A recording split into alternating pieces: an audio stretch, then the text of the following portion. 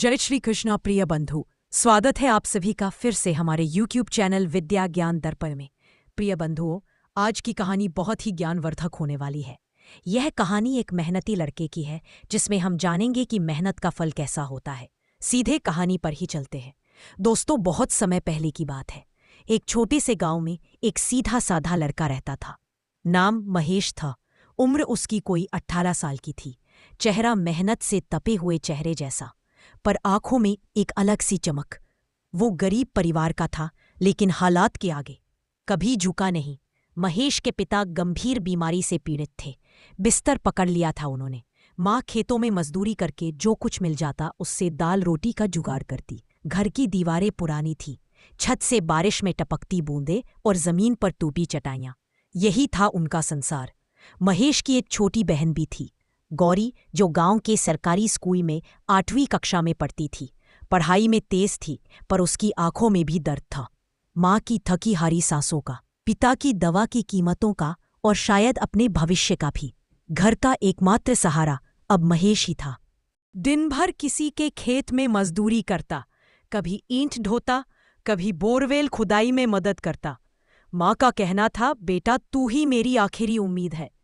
लेकिन कई बार जब रात को घर में दिया भी बुझने लगता, तब महेश चुपचाप गांव की चौपाल चला जाता।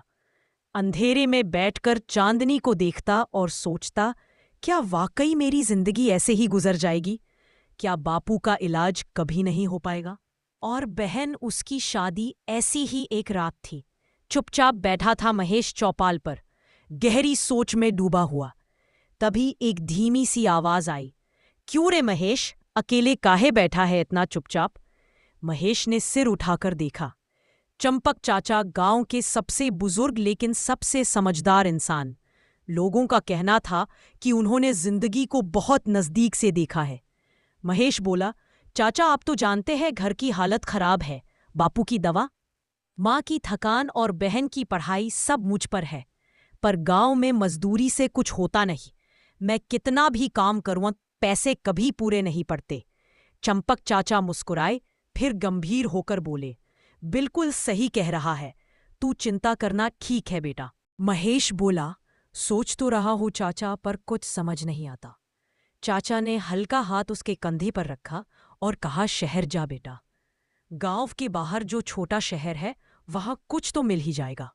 तू मेहनती है, कुछ भी करेगा तो कुछ ना कुछ बन ही जाएगा। पर चाचा, वहां जाकर करूंगा क्या? कोई जानता भी नहीं। अरे पगले, जो रास्तों पर चलते हैं वही आगे बढ़ते हैं। एक बार कोशिश करके देख, कोई काम छोटा बड़ा नहीं होता। शुरू में जो मिले कर ले, फिर धीरे धीरे चीजें बदलती हैं। महेश ने चाचा की आंखों में देखा, वहां भरोसा था। चाचा ने कहा, कल सुबह ही निकल जा बेटा, माँ को बता देना, और हाँ, कोई डर नहीं, तू कर लेगा।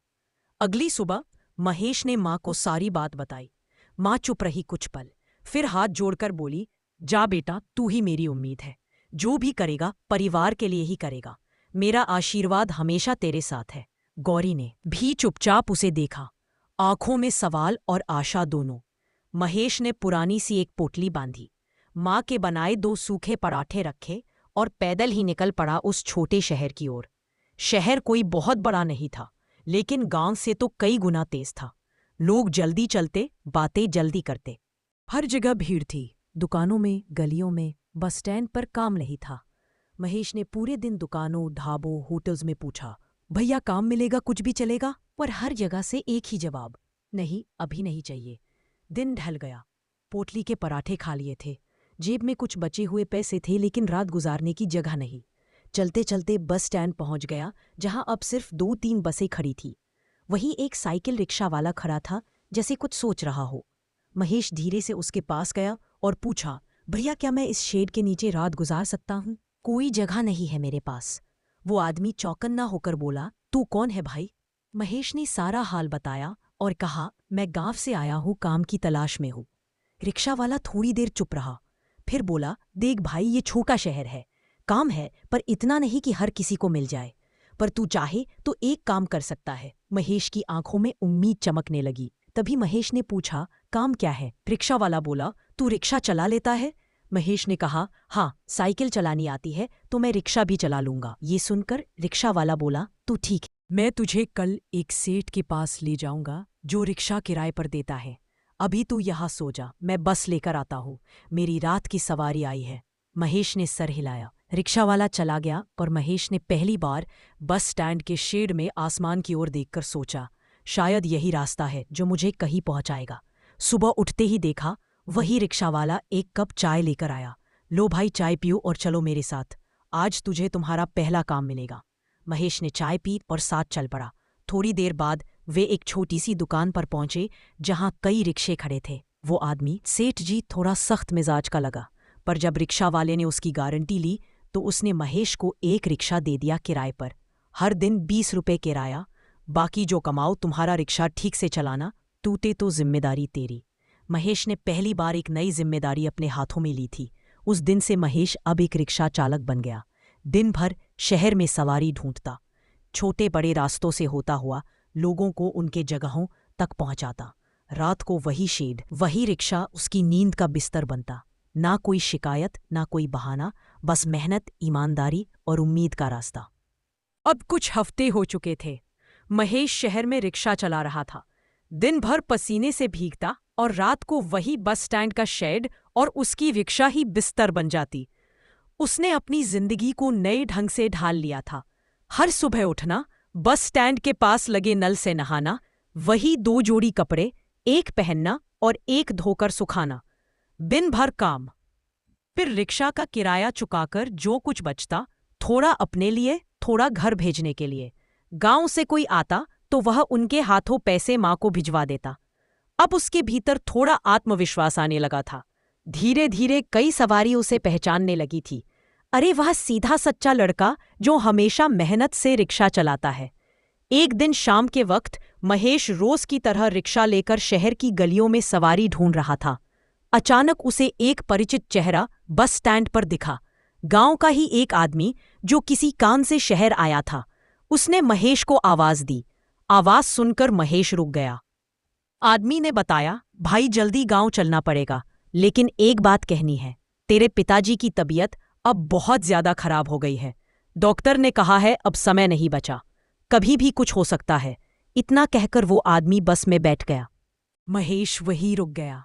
ये सब सुन उसकी आंखों के सामने पिता का चेहरा घूम गया।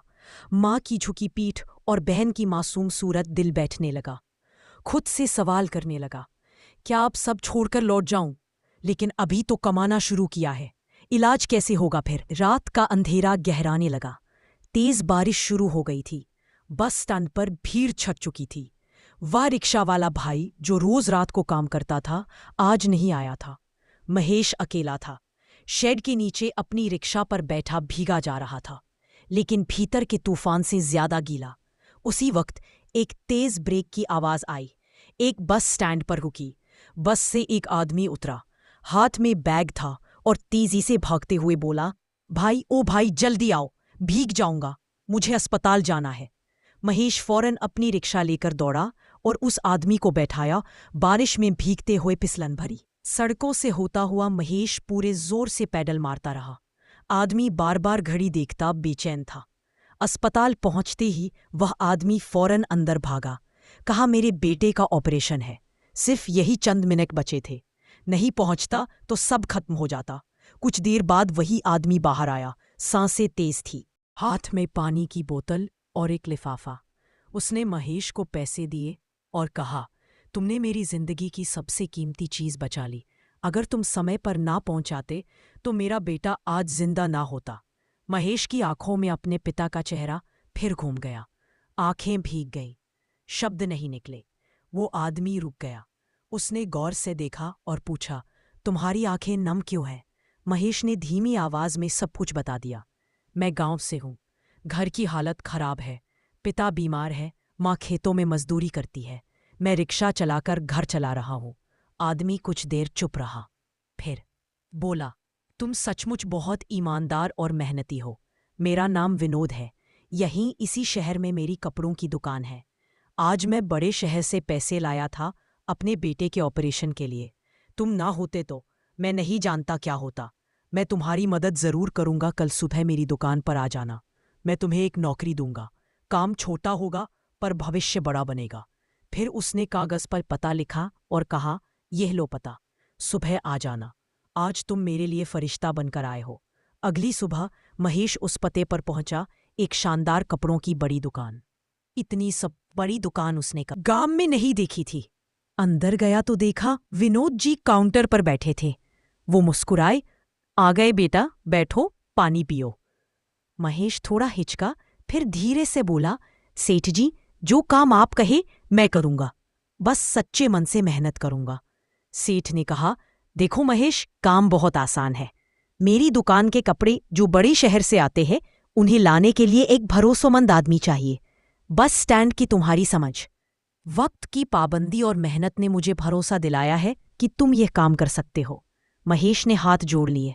सेठ जी, यह तो मेरे लिए वरदान है, विनोद जी बोले।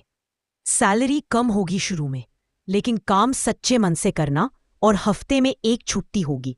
चाहो तो गांव जा सकते हो। महेश ने रिक्शा किराए पर देने वाले सेठ को रिक्शा लौटा दी। सेठ जी, आपका बहुत धन्यवाद, आपने मुझे सहारा दिया। अब मेरी नई शुरुआत होने वाली है। अब वह सेठ विनोद के लिए बड़े शहर से कपड़ों के बंडल लाता और समय पर दुकान पहुंचाता। धीरे धीरे सेठ को उस पर विश्वास हो गया। कभी कभी उसे दुकान में भी बैठने को कहा जाने लगा। काम के साथ सीखने की ललक भी महेश में थी। कपड़ों के नाम, रेट, फैब्रिक की पहचान सब सीखने लगा। अब वह कभी कभी दुकान में ग्राहकों को कपड़े दिखाता, रेट बताता और धीरे धीरे व्यवसाय की बारीकियां समझने लगा था। सेठ विनोद जी को महेश पर अब पूरा भरोसा था। उन्होंने महेश से कई बार कहा था, बेटा, तू अब सिर्फ मेरा काम नहीं करता, तो मेरा भरोसा है। महेश को हफ्ते में एक छुट्टी मिलती थी। वो दिन उसका सबसे खास होता, क्योंकि वह उसी दिन गांव जाता था। बिना किसी को बताए वह सुबह बस पकड़ता और शाम को माँ के हाथ का बना खाना खाता। पिता की दवाइयां ले जाता और बहन से पढ़ाई की बातें करता। अब पिता का इलाज शहर के अस्पताल में होने लगा था, जिसकी व्यवस्था सेठ जी की मदद से हुई थी। माधव के चेहरे पर अब आशा की रोशनी थी और माँ के चेहरे पर गर्व का तेज। एक दिन दुकान बंद होने के बाद महेश ने विनोद जी से कहा, सेठ जी, एक बात कहनी है। हाँ, बोलो। तभी महेश कहता है कि मैं सोच रहा हूं कि अपने गांव में एक छोटी सी कपड़ों की दुकान खोल लूं। माल आपसे ही लूंगा, गांव में अब कोई ऐसी दुकान नहीं है। शादी ब्याह का मौसम आते ही लोग बाहर जाते हैं। अगर दुकान खुल जाए तो परिवार के साथ भी रह सकूंगा। विनोद जी कुछ देर चुप रहे, फिर मुस्कुराए और बोले, तू तो मेरा ही लड़का है, यह भी कोई पूछने की बात है? तुझे कितना भी माल चाहिए मैं दूंगा, और कोई दिक्कत आए तो मुझे बताना। महेश की आंखें नम हो गई। सेठ जी, आपने जो मेरे लिए किया वो मैं कभी नहीं भूलूंगा। अब सब तय हो चुका था। महेश ने गांव जाकर एक छोटा सा किराए का दुकान लिया। सेठ जी ने कपड़ों का माल भिजवाया, साड़ी, कुर्ते, शर्ट, बच्चों के कपड़े, सब कुछ। गांव के लोगों को पहली बार इतनी चीजें एक ही दुकान में दिखी। लोग कहने लगे, अरे ये तो वही महेश है ना, जो शहर गया था काम की तलाश में, अब तो दुकान खोल लिए। चंपक चाचा भी दुकान पर आए, मुस्कुराया और बोले, वाह बेटा, आखिर तूने कल ही दिखाया। महेश झुककर बोला, चाचा, आपने ही तो कहा था चलने की कोशिश करो, रास्ते अपने आप खुल जाते हैं। चाचा ने सिर पर हाथ रखा, तू मेरी बात को समझ गया, यही बहुत है। दुकान चल निकली थी। महेश ने जो पैसे कमाए उनसे घर की मरम्मत करवाई। छत टपकनी बंद हो गई, दीवारों पर प्लास्टर हुआ। पिता की तबीयत अब संभल रही थी। माँ के चेहरे पर अब थकान कम और सुकून ज्यादा था। बहन गौरी की उम्र अब शादी की हो चली थी। महेश ने कुछ पैसे जमा किए, सेठ जी ने भी मदद की, और फिर एक दिन गांव में ही धूमधाम से गौरी की शादी हुई। गांव भर में चर्चा थी। महेश की मेहनत रंग लाई, बहन की शादी भी की और दुकान भी चमक रही है। अब जब काम ठीक चल रहा था, महेश ने उस किराए की दुकान को खरीद लिया। सेठ जी ने खुद आकर उस दिन दुकान का नारियल फोड़ा। सेठ जी ने कहा, महेश, आज मुझे लगता है कि मैंने उस दिन तुम्हें अस्पताल पहुंचाकर सिर्फ अपने बेटे को ही नहीं, अपनी तकदीर को भी बचा लिया था। महेश ने मुस्कुराकर कहा, सेठ जी, आपने जो मेरे लिए किया मैं हर रोज उसे याद करता हूं। आज अगर मैं कुछ हूं तो आपकी वजह से। सेठ बोले, नहीं बेटे, तू अपने हौसले की वजह से है। हमने तो बस तुझे एक मौका दिया था। एक शाम को महेश अपनी माँ के पास बैठा था। माँ ने उसका माथा सहलाया और कहा, बेटा, तूने कभी मेरी उम्मीद को तोड़ा नहीं। तूने मेरी दुनिया को नया जीवन दिया है। महेश ने माँ का हाथ पकड़कर कहा, माँ, तूने ही तो मुझे हिम्मत दी थी। तेरे आशीर्वाद के बिना तो मैं आज भी उस चौपाल पर बैठा होता, परेशान होकर। माँ की आंखों में आंसू थे, लेकिन वह आंसू अब दुख के नहीं, गर्व और संतोष के थे। कहानी हमें यह सिखाती है कि हालात चाहे जितने भी मुश्किल क्यों ना हो, अगर इरादे मजबूत हों और दिल में परिवार के लिए कुछ करने का जज्बा हो, तो हर रात के बाद नई सुबह जरूर आती है। मेहनत कभी बेकार नहीं जाती। जो व्यक्ति ईमानदारी और संघर्ष से आगे बढ़ता है, किस्मत भी एक दिन उसी के दरवाजे पर दस्तक देती है। दोस्तों, अगर आपको यह कहानी दिल से छू गई हो और आपने इससे कुछ सीखा हो, तो इसे लाइक जरूर करें और हो सके तो हमारे चैनल को सब्सक्राइब जरूर कर लें। धन्यवाद। राधे राधे।